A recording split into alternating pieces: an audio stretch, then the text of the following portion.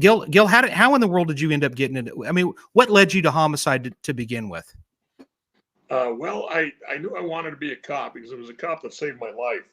When I was 17 years old, he took me home, told my parents signed for me to get off the streets or I'd end up dead or in prison. So they did. They took his advice, and I ended up in Vietnam, and that turned my whole life around. It gave me new appreciation for life. It matured me. So all I wanted to do when I came back, well, I wanted to be a cop so I could give that back to somebody else. I wanted to pay it forward, as they say, even back then before that was popular. So once I became a cop, then it didn't take me long after being a street cop to see that the guys from homicide were creme de la creme. They were the best. And it's like when they showed up at a crime scene, it's just like partying the waves. People just get out of their way. People do everything they can, and they had the power to do anything they wanted.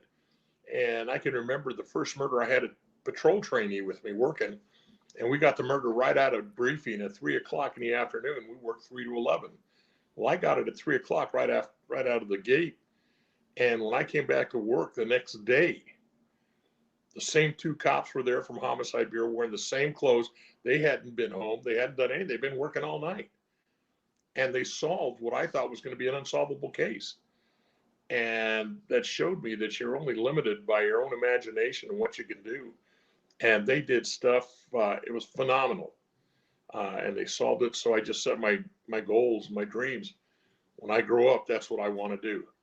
And I was fortunate in my department. It takes a minimum of 15 years to get there.